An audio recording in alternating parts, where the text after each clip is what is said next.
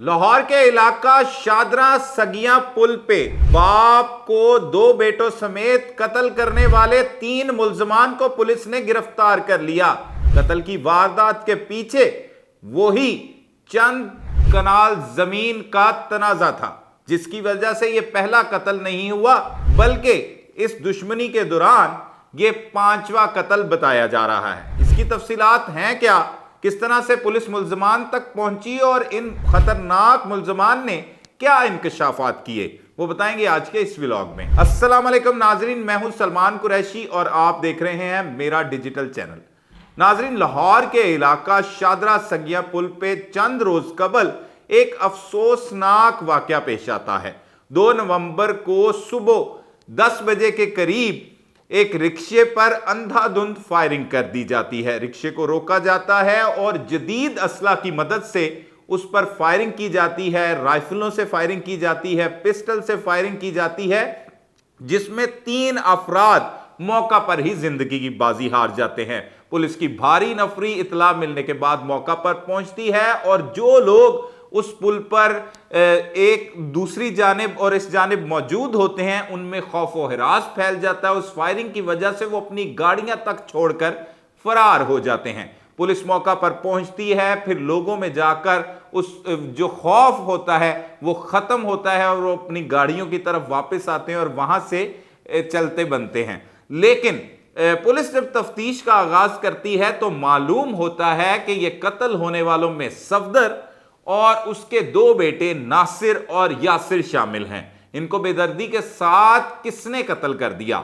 जाफिर, जो सफदर का एक बेटा है, वो भी इस खौफनाक हमले में शदीद जख्मी हो जाता है। उसके बयानात लिए जाते हैं तो वो बताता है यह कत्ल की वारदात किसी और ने नहीं की बल्कि उसके चचाजाद भाइयों ने ही यह कत्ल की खौफनाक वारदात की है, जिसमें एहसान, उस्मान, इरफान वगैरह शामिल हैं, जबकि लियाकत और 2 नामालूम अफराद को FIR में रखा जाता है। पुलिस जब मुल्जमान का ताकुब करते हुए उनकी गिरफ्तारी के लिए छापा मारती है तो मालूम होता है कि इस कत्ल की वारदात से कबल ही ये मुल्जमान अपने घरों को ताले लगाकर फैमिली समेत रूपोश हो चुके हैं। अब इन्हें गिरफ्तार करना एक बड़ा मसला बन जाता है, चैलेंज बन जाता है, जिसके लिए ना सिर्फ इन्वेस्टिगेशन पुलिस की टीम बल्कि ऑपरेशन पुलिस की टीम और CIA पुलिस की टीम, मुख्तलिफ टीमें, 3 टीमें तश्कील दे दी जाती हैं। इन मुल्जमान की गिरफ्तारी के लिए काम शुरू होता है तो हर टीम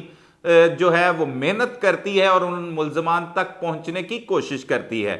उन मुल्जमान की गिरफ्तारी बिलाखिर जो है वो चंद रोज बाद ही इन्वेस्टिगेशन पुलिस कर लेती है, जिसमें एहसान को गिरफ्तार किया जाता है और उसके भाई उस्मान को गिरफ्तार किया जाता है और उस मुकदमे में नामजद मुल्जिम जो इनका कजन है लियाकत, उसे भी गिरफ्तार कर लिया जाता है। फिर जब उनसे तफ्तीश होती है तो चीजें सामने आना शुरू हो जाती हैं और वो बताता है कि उसने ये कत्ल की खौफनाक वारदात क्यों की।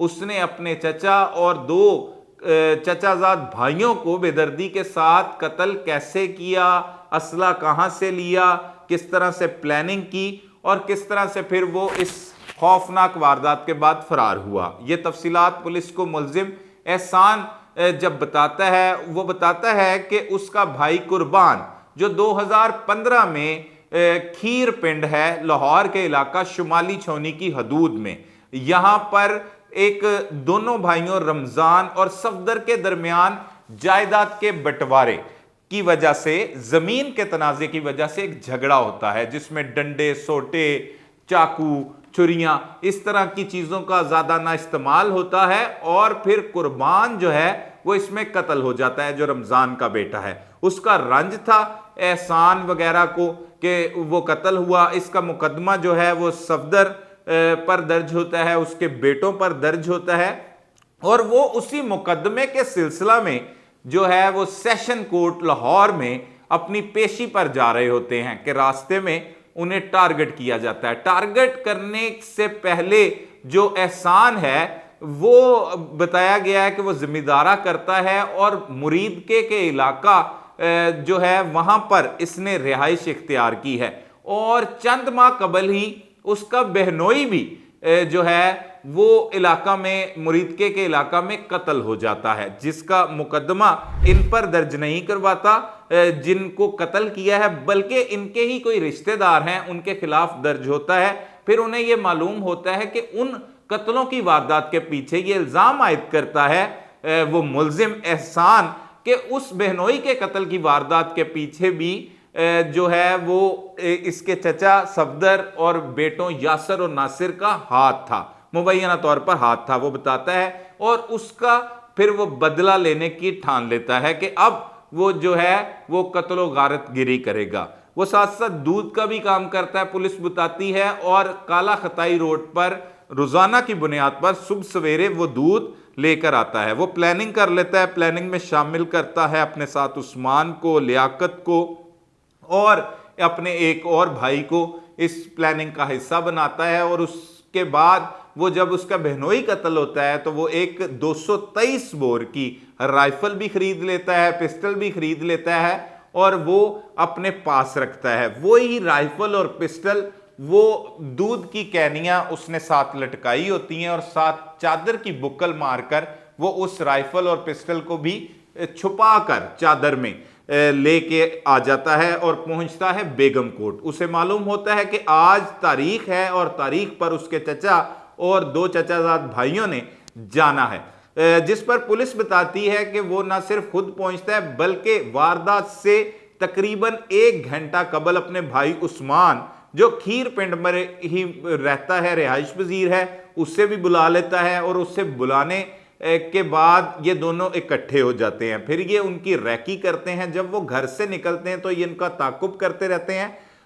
बिलाखिर एक पुलिस का नाका आता है, अगर सगिया पुल जो लाहौर का है वहां पर पुलिस का नाका होता है, वहां से तो वो मुल्जिम बड़ी होशियारी और चालाकी के साथ कैनियां दूध की लटकी होती हैं उसकी बाइक पे और साथ उसका भाई सवार होता है। पुलिस बताती है वो वहां से बआसानी निकलता है और निकलने के बाद वो सेंटर में जाकर वो जो पुल है सगिया पुल जिसे कहा जाता है, जिसके नीचे दरियाए रावी बह रहा है, वहां पर वो दरमियान में जाकर इस रिक्शे पर अपने 223 बोर राइफल की मदद से फायरिंग करता है, जिसमें ना सिर्फ वो फायरिंग करता है बल्कि पुलिस बताती है कि उस्मान भी फायरिंग करता है। और फायरिंग की जद में आकर जो है वो नासिर मौका पर ही जान की बाजी हार जाता है, जबकि उनका चचा सफदर और दूसरा बेटा यासिर जान बचाने के लिए बाहर निकलते हैं या उन्हें पकड़ने के लिए। तो इस दौरान वो उनको भी अंधाधुंध दोनों भाई फायरिंग करके मौत के घाट उतार देते हैं और बासानी फरार हो जाते हैं। इन्हें पकड़ना एक बहुत बड़ा चैलेंज बना हुआ था। पुलिस जो बताती है ये मुकदमा ना सिर्फ इनके खिलाफ दर्ज होता है बल्कि लियाकत और इसके एक और जो एहसान वगैरह इसके भाई के खिलाफ दर्ज होता है। पुलिस ने अब 3 मुल्जिमान तो गिरफ्तार कर लिए हैं, बाकी पुलिस कह रही है कि एक मुल्जिम की गिरफ्तारी अभी बाकी है, जबकि मुद्दई मुकदमा ने 6 अफराद के खिलाफ ये मुकदमा दर्ज करवाया जिसमें 2 नामालूम अफराद को भी शामिल किया गया है। तो नाजरीन ये जो फसाद है, ये जो झगड़ा है, इसके पीछे भी एक ऐसी ही वजह है जो जमीन का एक टुकड़ा है। 6 कनाल की जमीन का ये मसला शुरू हुआ और 2015 में शुरू हुआ, आज 2024 है। 2015 में भी कुर्बान जो है वो इसी वजह से कत्ल हुआ और अब इन्होंने वो बदला लेते हुए अंधाधुंध फायरिंग करके अपने चचा और 2 चचाजाद भाइयों को बेदर्दी के साथ कत्ल कर दिया। अब ये गिरफ्तार हो गए और इनको अपने किए पर खास कोई शर्मिंदगी भी नहीं। और मुल्जिम ये भी बताता है कि जब वो घर जाता था तो उसको जो 5 बच्चे जो इसके बहनोई के थे और 6 बच्चे इसके भाई के थे, 11 बच्चे इसकी तरफ देखते थे, तो वो कहता था मैं ये महसूस करता था कि मैं इनको क्या जवाब दूं। वो अपने बाप का पूछते थे। ये वो पुलिस को बयान देता है हमदर्दी के लिए। और ये इंचार्ज इन्वेस्टिगेशन जो है राना उमर दराज, हमारी उनसे बात हुई है, उनका ये मौकफ आपको सुना रहा हूं। तो वो उनको देख के या उनकी परवरिश करता हो, उस खूनी दुश्मनी से उन्हें निकालने की कोशिश करता, अच्छा मुस्तकबिल देता। वो उसने ऐसा किया कि उसने खुद भी हथियार उठा लिया और 3 अफराद को बेदर्दी के साथ कत्ल कर दिया। अब उसके भी बच्चे हैं, वो भी किसी का मुंह देखेंगे। ये जेल की सलाखों के पीछे चला गया, क्यों जमीन के तनाजा पर इतनी कत्लो गारत गिरी हो रही है, क्यों खून सफेद हो रहे हैं। अगर बात की जाए तो ये कोई पहला वाकया नहीं, आज से कबल बहुत से ऐसे वाकयात जो रूनुमा होते रहते हैं। सियालकोट के इलाका किला कालरवाला में भी जमीन के तनाजा पर 7 अफराद को बेदर्दी के साथ कत्ल किया गया। मुरीद के इलाका में दादा पोता को बेदर्दी के साथ कत्ल किया गया, और बहुत से लाहौर के मुख्तलिफ इलाकों में भी जमीन के तनाज़ों पर यह कत्लो गारत गिरी का सिलसिला जारी है। लिहाजा ये जमीन के तनाज़े, ये जायदाद के तनाज़े, ये इन सारी चीज़ों को साइड पे रखें, अपने अंदर बर्दाश्त पैदा करें, अदम बर्दाश्त का शिकार ना हों। और ख़ास तौर पर ये ज़मीनें, ये जायदादें किसी काम नहीं आनी।